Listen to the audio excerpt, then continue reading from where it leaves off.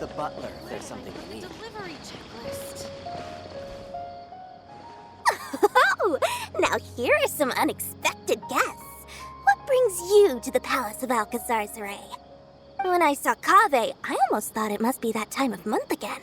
Sadly for me, I must wait a few more days before I can collect my shiny Mora. Hey, can't you think of something else for a change?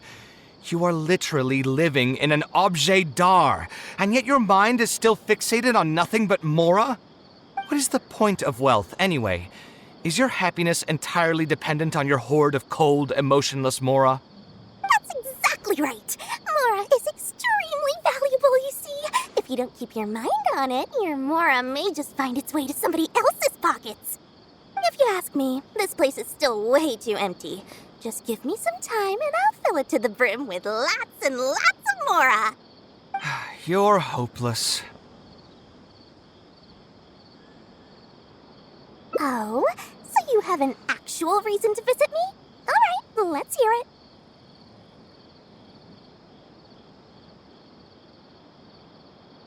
Merchants? Why? Is there some kind of business opportunity? Oh, I see. So you're just looking for someone to help you fit the bill. I knew you wouldn't be interested in something like this. Still, you wouldn't refuse just making some introductions for us, would you? Sure, I can connect you with some folks, but with every service comes a fee, you know. A fee? You mean just for introductions? Of course! Making introductions means using my connections and putting my reputation on the line. Why wouldn't I charge a fee for something so important? Since we've known each other for so long, though, I'll give you a huge returning customer discount. How about 500,000 Mora? 500,000? I guess that's okay. But why are you charging a fee before we've even secured any funding? That just doesn't seem right.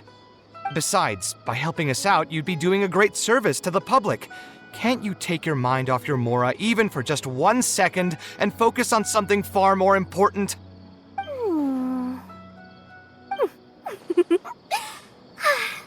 Very well. Since you're so passionate about this project, I'll help you out and waive the introduction fees. 3 of my business partners came by earlier today to discuss some things with me, and they still haven't left yet. I'll arrange a meeting for you, and just so we're clear, it'll be up to you to present your project and discuss any deals. Thank you so much. You can wait here. I'll bring them over to you.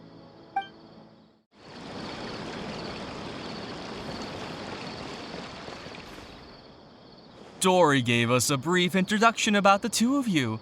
You are Kaveh, the renowned architect, and you are the traveler. Practically all of Teyvat has heard of you by now.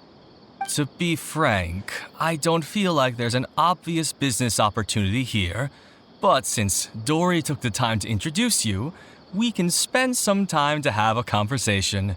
So, let's hear your idea. All right, here's the situation.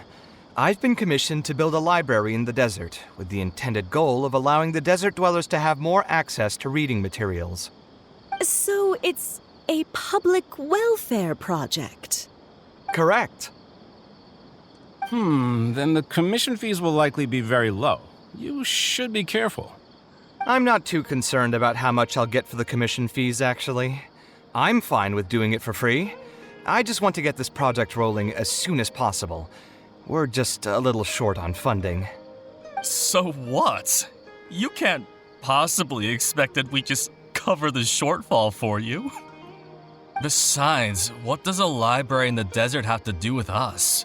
If you want to build it yourself with your own Mora. Seems simple enough to me. Hey, there's no need to be so harsh. They are Dory's associates after all.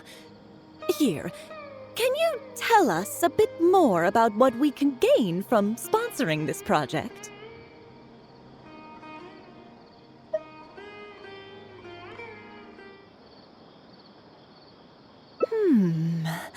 So we'd mostly be doing it for reputation and exposure? There is some value to that. It could make doing business in the desert a bit easier. Well, just speaking for myself, I've got nothing in the desert. I also have a concern. It feels like there's not much to profit from in the short term. But in the long term, the reputation gain also doesn't sound like it'd offset the cost of the sponsorship. Then how about this? What if, instead of building a single library, we commit to an entire complex of buildings dedicated to culture and education? Wouldn't that just cost more? Yes, but in that case... Mr. Kaveh, please tell us what you have in mind. I'll just give an example. If we were to build a library and a school near Aru Village, then the desert dwellers would gradually begin to migrate towards the area. A whole suite of buildings will be able to host more traffic, and thus drive the economic development of the entire area. In turn, that would lead to direct business opportunities. I've been to the desert several times. Although there are still many lingering tensions between the two regions, the amount of interaction has been steadily increasing, and in the long term, the desert will only become more and more important to Sumeru. You do have a point. Education in the desert is indeed an industry that has not been tapped into. If we can be the first to place stakes in the area. And you just believe anything he tells you? Even the greenest amateurs know that urban planning will affect population flow. If you don't believe me, you can ask anyone on the street to confirm it to you. You...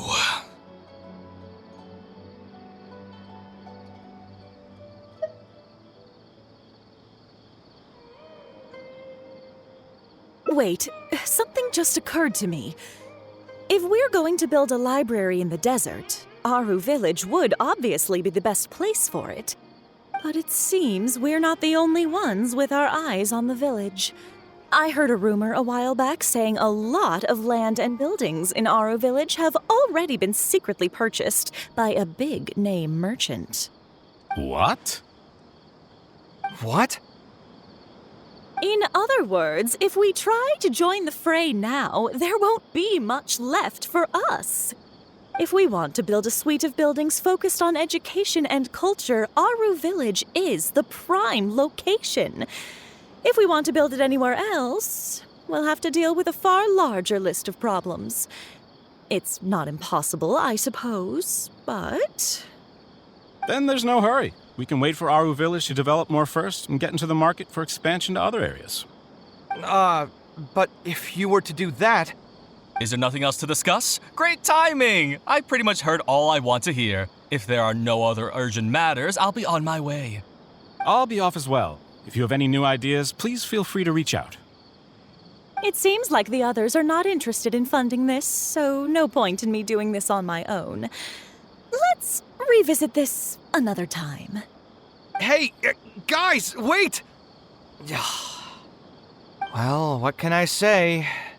I guess it went somewhat as expected. They are Dory's friends, after all. As soon as they heard that there's not much more in this for them, they lost all interest.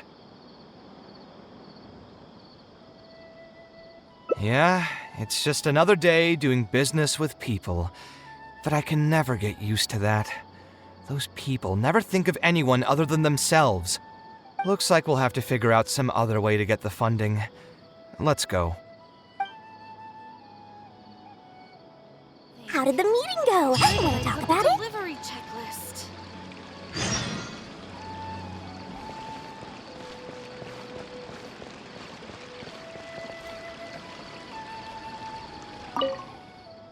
Oh, where did all that passion go from earlier, I take it you weren't able to find a sponsor for your project? Please don't tell me that you're here to mock us. What kind of person do you take me for? Would the kind and generous Lord Sakuma Bay really do such a thing? I will say, though, I more or less expected this outcome even before I introduced them to you. You can try to talk up the project all you want, but the facts will remain the same.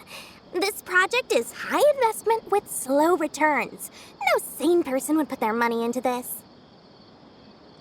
But this isn't just a business project, right? Also, if you already knew no one would want to partner with us, why did you still try to charge me 500,000 mora? You scammer! You might want to remember who your creditor is before you start talking like that, Kaveh. I'll pay back every last coin that I still owe you, but that's a completely different matter.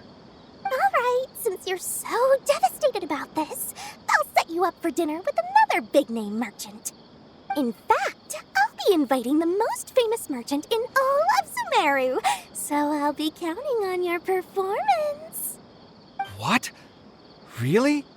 I would like to sincerely apologize for my attitude just now. So, where would we be meeting this merchant? Follow me. Oh, I suppose both of you can come.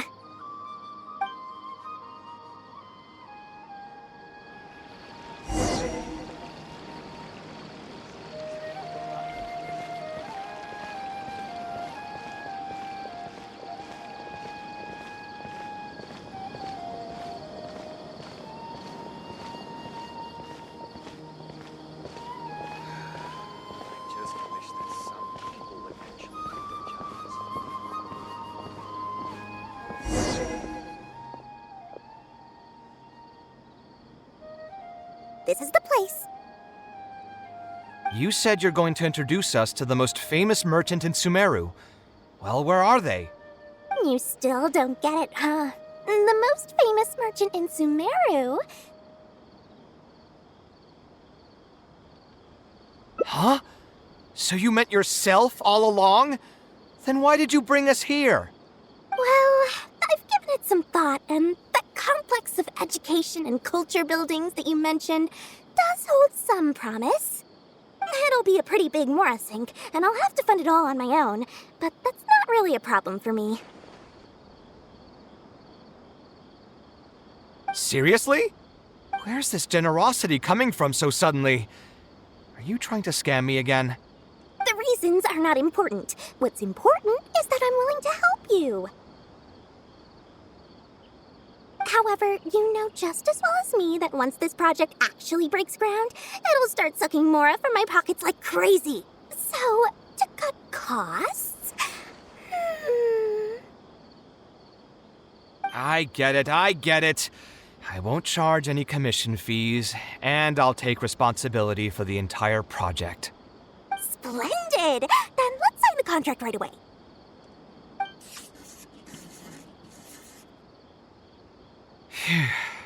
This way, the children of the desert will have some books to read. Their lives should improve a bit after this. Of course, there are a few things better than using my knowledge to help other people change their fates. I must thank you as well, Dory. I used to say you only cared about Mora, which might have been some prejudice on my part. Sorry for that. I will also try to pay back my debts as soon as possible. Now, let's have a quick discussion. Where would you want the library to be built? That will be the most important building. There's no rush. I'll provide you with a copy of the deed when we get back. You can just use the address on the document to find the lot. Huh? The deed? So hold on a sec. The person who has been buying up everything around Aru Village was you all along? Oh my, did I not tell you about that? Yep, yours truly has been buying up all the land. I must thank you for bringing your ideas to me. Before our conversation, I had no idea what to build on all those lots. So, from my perspective, this has been a great turn of events. I didn't put much in and easily got a lot in return. But what about my commission fees? Huh? Didn't you waive those yourself? I was just gonna say that to cut costs. We mustn't procrastinate and should start construction as soon as possible. But before I could finish my sentence, you volunteered to waive your commission fees and even promised to take responsibility for the whole project from start to finish. I'm so touched, really. It's obvious that you used every trick in the book to deceive me. You deliberately paused for a long time while talking about the project and kept glancing at me with that menacing look in your eyes. Huh? You really think so? Well, the contract's already been signed, so there's no point in dwelling on the details. You know what? I'll pay for tonight's dinner.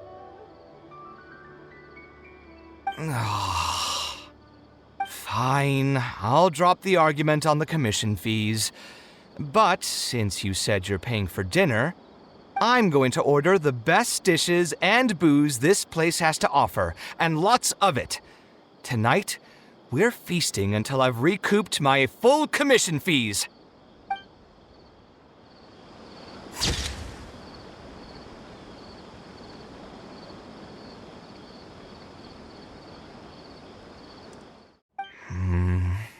Any ideas on what we can do?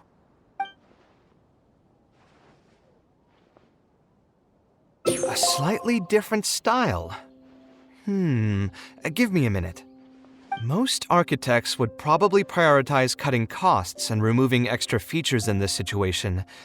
Indeed, converting the building into a simple bungalow would solve most of our problems. However, I do not think this would be the best solution. While it's true that the aesthetic value of a building is often viewed as an afterthought, neglecting it has some long-term negative consequences. It is especially undesirable in this situation, as the library will serve a high number of children, many of whom would have never been exposed to structures that may be considered elegant or beautiful. To completely give up on the more aesthetic design would mean stripping the children of an opportunity to appreciate the beauty of architecture.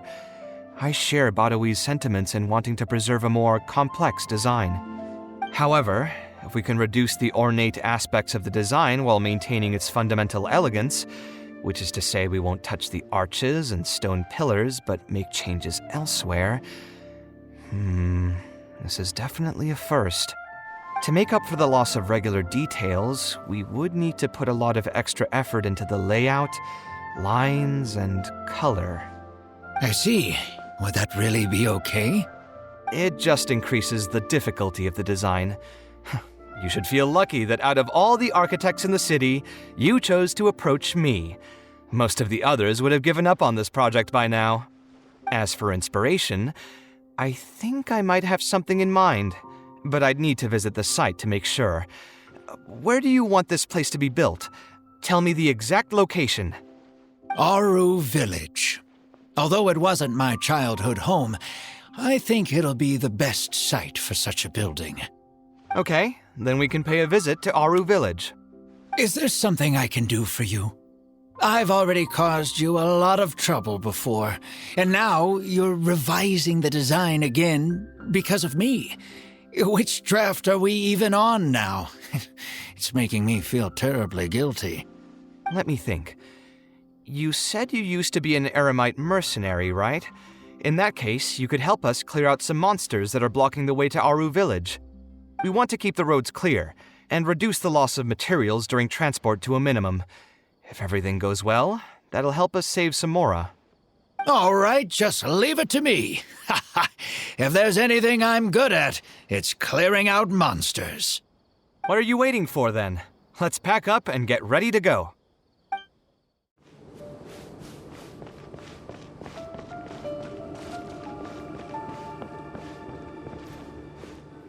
Most materials going from Caravan Ribat to Aru Village would pass through here. There are a lot of monsters out here today. If you find it hard to keep up, just let us know. Oh, don't worry about me. This is nothing. I'll be careful, though, and you should do the same.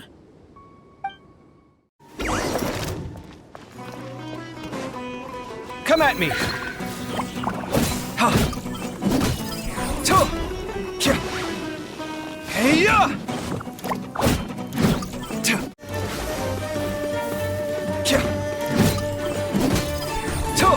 Scanning. Hyah! Ha! Breaking new ground.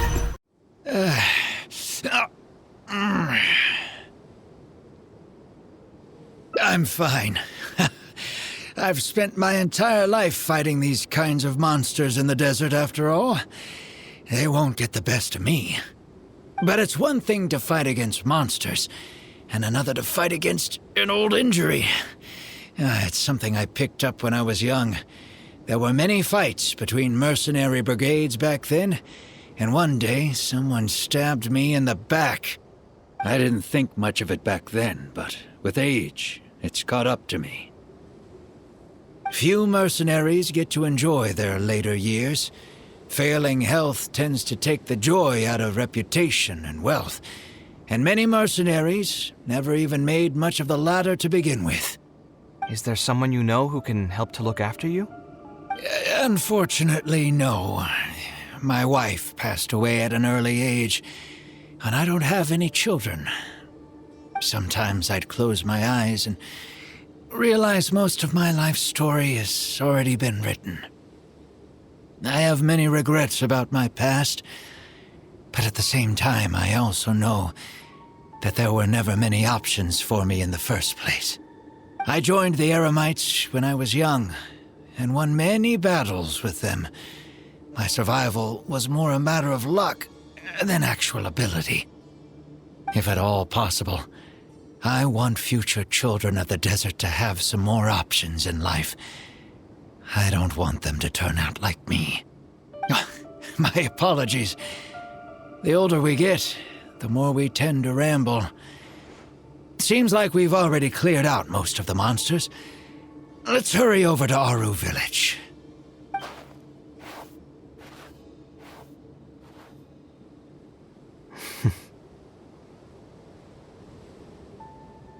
I think it's really admirable of him to spend his whole life savings on people he's never met.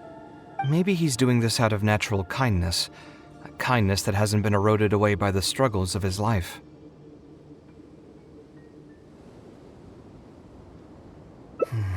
Perhaps. To clarify, though, I don't think I'm quite the same. Some people call me an idealist. I do have some sentiments of that general persuasion, such as wanting everyone to be able to lead a happy life. But my situation is more complex than that. In the beginning, what drove me to harbor those thoughts was less idealism and more a desire to make up for a sense of guilt. When I was young, I impulsively encouraged my father to take part in the first Inter-Darshan Championship, hosted by the Academia. He set off confidently hoping to win something for me, but failed to clinch the title. What's more, he fell into depression after the competition, and requested to join an investigative research project in the desert. I never saw him again. Word has it that he got caught in quicksand. Even if other factors may have contributed to his death, the fundamental cause still circles back to me. I started doing many things in life because I wanted to make amends. Even in cases where I couldn't do something for a specific person, I still did whatever I could. I think I just wanted to make myself feel a little better. At this point, even I don't know. I've tried self-reflection, but it didn't help. I can't seem to walk away from many things that I see or hear about, even if they don't directly concern me. And I can't quite pinpoint the source of it. Maybe it's just like what those Vahumana scholars often say. It's hard for people to truly understand themselves. I could be doing things out of endless guilt, or I could be doing them out of a strong sense of empathy. It could even just be a matter of conceit. The potential motivations could number in the dozens, but the actions they result in are the same. Anyway, I suppose I don't really mind being called an idealist. They also use that term to describe my father. It seemed to carry fewer connotations back when he was around. I've known Alhaitham for many years now, and discussed my ideology with him for nearly as long. Maybe argued is a better word for it. He told me a long time ago that no matter how strong of a swimmer you may be, you'll still get dragged under by the others who are drowning once you run out of stamina. He believes this is the fate that awaits all idealists. I still believe I should live by my ideals, and I've given him countless reasons why I think it's a good idea to do so. Perhaps my ideals are flawed, but are there really any perfect things in this world? Unfortunately, he remains unconvinced. His personality is the exact opposite of my own. If someone happens to drown next to him, he'll most likely stand on the shore and mumble something along the lines of respecting other people's fates. But as you can see, I'm not the only idealist in the world. Just as there are different seasons, there are also different people. There are many others who will continue to care about the fates of those who are not directly related to them. And when I finally run out of stamina, someone will also reach out and bring me back to shore. Someone will help me, right? Yes, I've already been helped like that before.